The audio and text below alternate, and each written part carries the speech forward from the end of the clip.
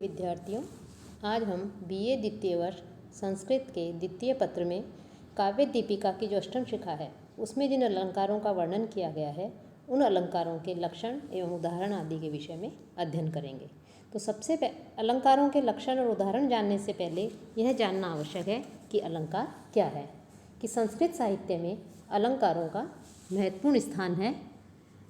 अलंकार शब्द की व्युत्पत्ति अलम प्लस क्री प्लस घन के संयोग से हुई है और इसका शाब्दिक अर्थ भूषण अथवा शोभा से लिया जाता है। तो हम ये कह सकते हैं कि जिस तत्व के द्वारा कोई वस्तु सुशोभित की जाए और उसके सौंदर्य में उससे वृद्धि हो तो वह पदार्थ या तत्व जो है अलंकार कहलाता है, उसे हम अलंकार कहते हैं। साथ ही साथ अलंकरोति इति अलंकार है अथवा अलम क्रियते अनेन इति अलंकार है। इसके द्वारा भी जो है अलंकार की परिभाषा बताई जाती है कि अलंकार वह है जो किसी वस्तु की शोभा बढ़ाए अथवा जिसके द्वारा किसी वस्तु की शोभा बढ़ाई जाए। कि हम वस्तुतः लोक के व्यवहार में हम ये देखते हैं कि जो अलंकार है वो अलंकार आभूषण को कहते हैं। सजावट की जो वस्तु होती है वो अलंकार कही जाती है और जो सजी हुई वस्तु या पदार्थ है वो अलंकृत कहा जाता है। कि वस्तु के अनलंकृत स्वरूप की अपेक्षा उसका अलंकृत जो स्वरूप होता है वो अधिक सुंदर, मनोहारी, आकर्षक, चमत्कारोत्पादक एवं प्रभावशाली होता है।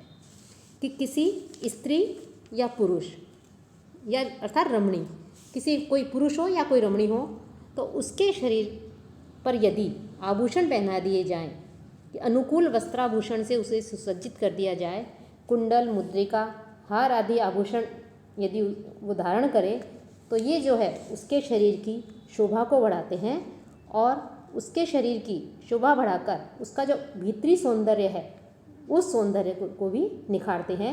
अर्थात अपूर्व शोभा जो है विकसित होती है, उसके भीतरी सौंदर्य को भी निखार आता है। उसी प्रकार से हम कह सकते हैं कि काव्यगत जो अलंकार हैं वो अलंकार कविता रूपी जो कामिनी है उस कामिनी के शरीर स्थानीय शब्द और अर्थ माने गए हैं उसके, तो शब्द और अर्थ की शोभा को बढ़ाकर उसके माध्यम से काव्य की जो आत्मा रस को माना गया है उस काव्य की आत्मा स्वरूप रस की शोभा को बढ़ाते हैं। और जो अलंकार होते हैं वो अलंकार के विषय में ये जानना चाहिए कि अलंकार केवल सजीव शरीर की ही शोभा में वृद्धि कर सकते हैं, निर्जीव की नहीं। उसी प्रकार काव्य में स्थित जो अलंकार हैं वो अलंकार भी कविता कामिनी के शरीर स्थानीय जो शब्दार्थ है उसकी शोभा बढ़ाने के माध्यम से उसके अंतः स्वरूप काव्य आत्मा स्वरूप जो रस है उसकी शोभा में बढ़ाते हैं। और जहाँ यह काव्य तत्व रस नहीं होता है वहाँ ये अलंकार जो है होते हुए भी व्यर्थ है। साथ या हम ये कह सकते हैं कि अलंकार जो है उनका स्थान उसी प्रकार से है कि जिस प्रकार से कोई स्त्री है और उस स्त्री को यदि स्वाभाविक एवं उचित प्रकार से सुसज्जित नहीं किया जाए, उसे कृत्रिम या अस्वाभाविक या अनुचित प्रकार से सुसज्जित किया जाए तो वह उसके सौंदर्य में वृद्धि नहीं होती है। वो सुंदर दिखने के स्थान पर, रमणीक दिखने के स्थान पर वह जो है अत्यधिक विकृत भी दिखने लगती है। उसी प्रकार से यदि कविता को भी स्वाभाविक एवं उचित रीति से अलंकारों के द्वारा हम यदि अलंकृत नहीं करते हैं, उस पर अस्वाभाविक रीति से अलंकारों का प्रयोग किया जाता है तो उसका जो सौंदर्य होता है अपना स्वयं का भी, वो सौंदर्य भी नष्ट हो जाता है। और अर्थात इसका तात्पर्य यह है कि लोक व्यवहार की भांति कविता में भी अलंकारों का प्रयोग जो काव्य है उस काव्य के निजी सौंदर्य की वृद्धि के लिए करना चाहिए, न कि केवल अलंकारों के प्रदर्शन मात्र के लिए। तो इस प्रकार से हम कह सकते हैं कि अलंकार जो है वो अलंकार जो काव्य की आत्मा रस बताया गया है उस रस की शोभा में अत्यधिक वृद्धि करते हैं। और जहाँ काव्य की आत्मा रस ही नहीं होगा वहाँ कितने ही अलंकारों का यदि प्रयोग करें हम तो ये अलंकार उस काव्य में रहते हुए भी व्यर्थ ही होते हैं। तो इस प्रकार से काव्य में रस ही मुख्य तत्व माना गया है। अलंकार जो है वो काव्य में स्थित शब्दार्थ के अस्थिर धर्म है। जैसा कि साहित्य दर्पण में कहा गया है, शब्दार्थयोः स्थिरा ये धर्माः शोभातिशायिनः रसादेन उपकुर्वन्तः अलंकाराः ते अंगदात् इव। कि इस प्रकार से जो है अलंकार के विषय में कहा है। इसके अलावा जो आचार्य मम्मट है उन्होंने भी अलंकारों को काव्य की शोभा बढ़ाने वाले तत्व मानकर इनको काव्य के बहिरंग के रूप में सिद्ध किया है। उनका कहना है, काव्य प्रकाश में कहा है उन्होंने, उपकुर्वन्ति तम संतम ये अंग द्वारेण जातुचित हारादिवद अलंकारा ते अनुप्रासो उपमादय है।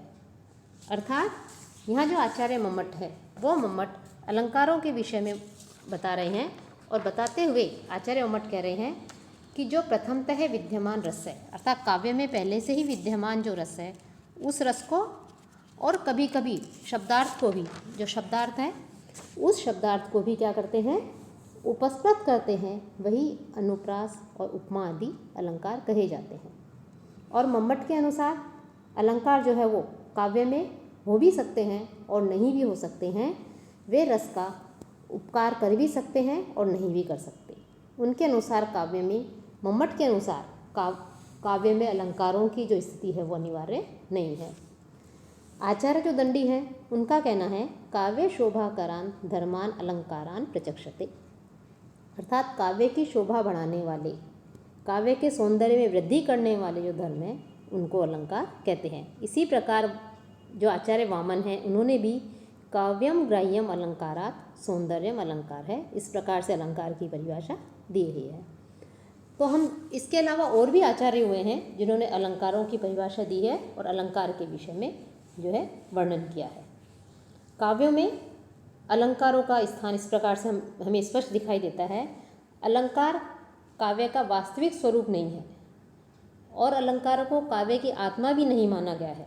लेकिन अलंकारों के, यदि काव्य में, काव्य की आत्मा रस है, लेकिन रस हो और यदि अलंकार नहीं हो तो अलंकारों के बिना भी काव्य जीवित काव्य वैसे कहा जा सकता है। अनलंकृत सुंदरी, अर्थात जिसका अलंकार आभूषण आदि से नहीं पहनाए गए हैं, ऐसी रमणी की रमणीयता के समान अलंकार रहित होते हुए भी वास्तविक रूप से सरस काव्य की जो रमणीयता है वो यथावत रहती है। कि यदि काव्य में रस है और यदि अलंकार नहीं है तो भी काव्य की जो रमणीयता है वो वैसे ही यथावत रहती है। निर्जीव स्त्री को अलंकार आदि जो है वो एक जीवित सुंदरी रमणी नहीं बना सकते। उसी प्रकार जिस प्रकार कोई निर्जीव स्त्री है, सुंदरी है, पुरुष है और उसको आभूषण आदि पहना दीजिए लेकिन वो कभी भी सजीव नहीं बन सकती, उसी प्रकार रस से रहित, रस भाव विहीन कोई उक्ति है, कोई पद्य है, कोई काव्य है तो उसमें यदि अलंकारों का प्रयोग कर दें तो वो अलंकार जो है उसे श्रेष्ठ काव्य नहीं बना सकते। तो इस प्रकार से अलंकार का जो है किसी भी काव्य की रचना में अलंकारों का महत्वपूर्ण स्थान माना गया है। अब जो अलंकार हैं उन अलंकारों के दो भेद बताए गए हैं। ते च द्विविधः शब्दगतः अर्थगतः, कि शब्दगत और अर्थगत या शब्दालंकार और अर्थालंकार। कि अलंकार जो है वो काव्य के शरीर अर्थात शब्द और अर्थ में रहने वाले धर्म हैं। तो इसलिए जो अलंकार शब्दों के सौंदर्य को बढ़ाते हैं और शब्दों के सौंदर्य को बढ़ा करके काव्य की शोभा में वृद्धि करते हैं वे शब्दालंकार कहलाते हैं। और जो अर्थ काव्य में स्थित जो शब्दों के जो अर्थ हैं उन अर्थों के सौंदर्य को जो बढ़ाते हैं, उसके सौंदर्य को बढ़ा करके काव्य की शोभा में वृद्धि करने वाले हैं, वे अलंकार अर्थालंकार कहलाते हैं। इसके अलावा वैसे तो मुख्य रूप से अलंकार के दो भेद होते हैं, शब्दालंकार और अर्थालंकार, लेकिन इनके अलावा अलंकार का एक भेद और है, वो होता है उभयालंकार। कि जहाँ पर काव्य जो है वो शब्द और अर्थ दोनों पर ही आश्रित रहता है, वहाँ उभयालंकार होता है। तो इस प्रकार से शब्दालंकार और अर्थालंकार ये दो मुख्य भेद हैं। इनके अलावा तीसरा एक भेद और माना गया है जिसे उभयालंकार कहा गया है। कि जहाँ उभयालंकार और अर्थालंकार दोनों की ही विशेषताएं किसी न किसी रूप से उसमें विद्यमान होती हैं तो वो उभयालंकार होता है। तो जो अलंकारों के जो मुख्य भेद हैं दो, शब्दालंकार और अर्थालंकार, उसमें हम जो शब्दालंकार हैं अब उसके विषय में अध्ययन करेंगे। कि अनुप्रास, यमक आदि जो हैं ये शब्दगत अर्थात शब्दालंकार माने गए हैं। कि शब्दालंकार जो विशिष्ट शब्द हैं, कुछ जो विशिष्ट शब्द हैं उन विशिष्ट शब्दों के ऊपर जो आश्रित रहते हैं उनको जो है क्या माना गया है, उनको शब्दालंकार माना गया है। तो जो विशिष्ट शब्द हैं उन शब्दों पर आश्रित रहने के कारण उनको शब्दालंकार कहा गया है, और उन शब्दों को यदि हटा दिया जाए तो उनको हटाने के कारण वे जो अलंकार हैं वो भी जो है हट जाते हैं। तो इस प्रकार से शब्दालंकार शब्दों पर ही आश्रित रहते हैं, और उन विशिष्ट शब्दों को यदि हटा दिया जाता है तो वो उस अलंकार का भी जो है वहाँ महत्व नहीं रहता, उसका भी स्थिति नहीं रहती, वो भी जो है हट जाते हैं।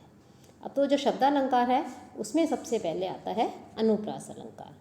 अनुप्रास अलंकार का लक्षण है अनुप्रास है शब्द साम्यम वैषम्ये अपि स्वरस्य यत्। इसका अर्थ है कि जहाँ स्वरों की विषमता हो, कि स्वरों की विषमता होने पर भी जो शब्द साम्य अर्थात शब्दों की समानता होती है वहाँ अनुप्रास अलंकार कहलाता है। अर्थात स्वरों की विषमता हो लेकिन शब्दों की समानता जहाँ होती है वहाँ अनुप्रास अलंकार होता है। कि विषमता अर्थात असमान, कि स्वरों की विषमता अर्थात असमान हो और व्यंजन मात्र की समान, केवल व्यंजन की समानता हो तो वहाँ अनुप्रास है। इसका उदाहरण दिया गया है कि लता कुंजम गुंजन मदवद अली पुंजम चपलयन समालिंगम अंगम द्रुततरम अनंगम प्रवलयन मरुद मंदम मंदम दलितम अरविंदम तरलयन रजो वृंदम विंदन किरति मकरंदम दिशि दिशि। कि इसमें यहाँ पर जो है यहाँ पर कहा गया है कि किस प्रकार से इसके यहाँ जो उदाहरण दिया गया है इसमें 4 चरण हैं। इसमें जो है 4 चरण हैं। इस श्लोक के अंतर्गत 4 पाद हैं या चरण हैं। कि लता के कुंज को, लता कुंजम गुंजन, लता का जो कुंज है उसको गुंजरित करता हुआ, मदमस्त भ्रमर है, मदमान करने के कारण जो मत हैं, उन्मत्त जो भ्रमर हैं उनको चपल अर्थात चंचल बनाता हुआ, अंगों से आलिंगन करता कामदेव को प्रबल बनाता हुआ, विकसित कमलों को चंचल बनाता हुआ, रजोवृंद जो है उसको ग्रहण करता हुआ, यह मंद मंद चलने वाला जो पवन है, जो वायु है, यह पुष्प रस को दिशाओं में बिखेर रहा है। अर्थात उस पुष्प रस को जो है दिशाओं में वो बिखर रहा है, उसको बिखेर रहा है। तो यहाँ पर जो है इस श्लोक में श्रृंगार रस का जो अंगुरूप में जो वसंतकालीन जो पवन है उस पवन का यहाँ वर्णन है, और इसमें रसानुकूल मधुर व्यंजन जो है उन व्यंजनों की आवृत्ति की गई है। कि पहले चरण में नंज की लता कुंजम कि तो नंजम जो है इसकी आवृत्ति की गई है। ये जो है एक तो लता के बाद में, और एक जो पुंजम है लास्ट में मदवद अली पुंजम, वहाँ पर यहाँ तो इन दोनों की यहाँ पर जो है उनकी आवृत्ति हो रही है। आवृत्ति यहाँ गुंजम में भी हो रही है, लेकिन ये क्या है बीच में है। क्योंकि इस अलंकार में ध्यान देने योग्य बात यह है कि जो आवृत्ति होती है वो दोनों शब्दों में समान स्थान अर्थात उसके अंत पर ही सामान्यतया होनी चाहिए। कि सामान्य रूप से जो आवृत्ति होती है वो दोनों शब्दों में समान स्थान अर्थात उनसे अंत पर ही होती है। तो इस यहाँ पर जो है अंत में जो है पुंजम पुंजम, यहाँ पर जो अंत में आवृत्ति हो रही है, बीच में भी हो रही है, लेकिन मुख्य रूप से जो है अंत में आवृत्ति हो रही है। इसलिए यहाँ पर ये अनुप्रास अलंकार है कि दोनों शब्दों में समान स्थान है और उनसे जो है उनसे अंत पर है। तो इस प्रकार से ये हो रहा है। और इसी प्रकार से जो द्वितीय पाद है उसमें समालिंगम अंगम द्रुततरम अनंगम, तो अनंगम और जो समालिंगम अंगम यहाँ भी जो है गए जो शब्द है वहाँ पर जो है आवृत्ति हो रही है, बीच में भी हो रही है, लेकिन अंत में भी, अंत में जो है समान स्थान बताया गया है। बीच में बताने के लिए बताया है कि यहाँ भी वर्ण की आवृत्ति है, लेकिन अंत में जो है समान स्थान पर इनकी आवृत्ति हो रही है। और मरुत मंदम मंदम दलितम अरविंदम, तो यहाँ भी मरुत मंदम दलितम अरविंदम, यहाँ पर भी जो है कि उसकी आवृत्ति हो रही है। मरुत मंदम मंदम और अरविंद जो शब्द है उसमें न और द, नद आधा न और द, इसकी जो है आवृत्ति हो रही है। तो यहाँ भी जो है अनुप्रास अलंकार है।